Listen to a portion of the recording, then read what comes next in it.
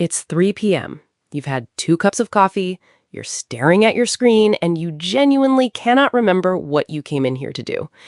You're not lazy. You're not depressed. You're just tired. All the time. The kind of tired that sleep doesn't seem to fix anymore. If that sounds familiar, you're not imagining it, and you're not alone. By our mid-40s, persistent fatigue becomes one of the most common reasons adults walk into a doctor's office. But here's the secret.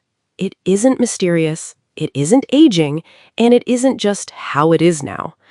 Your body is likely running short on 4 specific nutrients.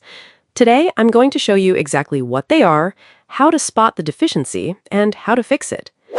Let's talk about what's actually happening inside the body when fatigue sets in past 40. Your cells make energy through tiny structures called mitochondria. Think of them as little power stations. And like any power station, they need raw materials to run. Take away those materials, and the lights start to dim. Not all at once, but gradually, day by day, coffee by coffee. Now here's the part most people miss. As we age, 2 things shift at once. Our absorption of certain nutrients drops, and our requirements for some of them actually go up. You can be eating the same diet you ate in your 30s, doing nothing obviously wrong, and still slowly drifting into deficiency. Eating well in your 20s and eating well in your 50s just aren't the same equation. Let me show you the 4 nutrients that matter most. B12 is essential for making red blood cells and for keeping your nervous system running properly. When it drops, you don't just feel tired, you feel foggy, slow, sometimes a bit numb in the fingers or toes. Here's the catch. To absorb B12 from food, your stomach needs to produce enough acid and a protein called intrinsic factor. Both of these decline with age. A study published in the American Journal of Clinical Nutrition estimated that around 5% of over 50s have outright B12 deficiency, and many more are running low without knowing it. If you're vegetarian, vegan, or you take medication for acid reflux, think proton pump inhibitors like Prilose or Nexium, your risk is higher still. When people get this corrected, many describe feeling like a completely different person. Iron carries oxygen around your body. Low oxygen delivery means low energy. Simple as that.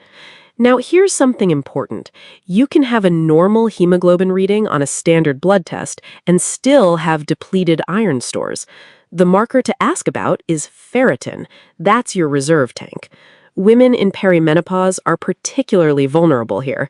Heavier or more irregular periods in the years before menopause can quietly drain iron stores over time. And men aren't off the hook either. Chronic low-grade blood loss from things like gut inflammation can do the same job slowly. It's worth asking your doctor specifically about ferritin. It's a different number, and it tells a different story. Can I ask you something? When was the last time you actually felt rested? Not okay, not managing, actually rested. If you have to think hard about it, that's information worth taking seriously. This brings us to vitamin D. This one's enormous, and it's particularly important if you live anywhere north of, say, Atlanta. From about October through March, the sun across most of the United States simply isn't strong enough at that angle for your skin to make meaningful amounts of vitamin D. The National Health and Nutrition Examination Survey has consistently found that roughly 1 in 4 American adults has vitamin D levels low enough to be considered at risk of deficiency. Low levels are linked with muscle weakness, low mood, and persistent fatigue. The people who start taking it consistently through the fall and winter often notice something subtle by the holidays. That mid-afternoon crash quietly loosens its grip. Magnesium is involved in over 300 reactions in your body, including, crucially, the ones that actually produce energy inside your cells. It also plays a quiet but important role in sleep quality. And this is where it gets interesting. If your magnesium is low, you can sleep for 8 hours and still wake up tired because the depth of your sleep is affected, not just the length. Modern diets tend to be low in magnesium for a few reasons. Soils are more depleted, processed foods strip it out, and things like caffeine, alcohol, and chronic stress all increase how much magnesium your body burns through, which, if you think about it, describes a fairly typical American work week. Welcome to modern life. So, what do you actually do about this? Here's where I want to be careful. I'm not going to tell you to run out and start swallowing handfuls of supplements. That's not how good medicine works. Instead, here is a practical, sensible plan. Step 1. Get tested. If you've been feeling persistently tired for more than a few weeks, schedule blood work. Specifically, ask about B12, ferritin, and vitamin D, sometimes listed as 25-hydroxyvitamin D. These three are routine to check, and they'll tell you a great deal. Step 2, look at your plate. Before you reach for a supplement, shift your food first. For B12, lean red meat, eggs, dairy, or fortified cereals. For iron, red meat, lentils, dark leafy greens. Pro tip, pair plant sources with vitamin C to boost your body's ability to absorb that iron. For vitamin D, fatty fish like salmon and sardines, egg yolks, and a little sunshine when you can get it. For magnesium, pumpkin seeds, almonds, dark chocolate, leafy greens, and black beans. Step 3. Supplement intelligently. Vitamin D through the fall and winter is the most evidence-backed one for most American adults, especially in the North. The others depend strictly on your blood test results and your diet.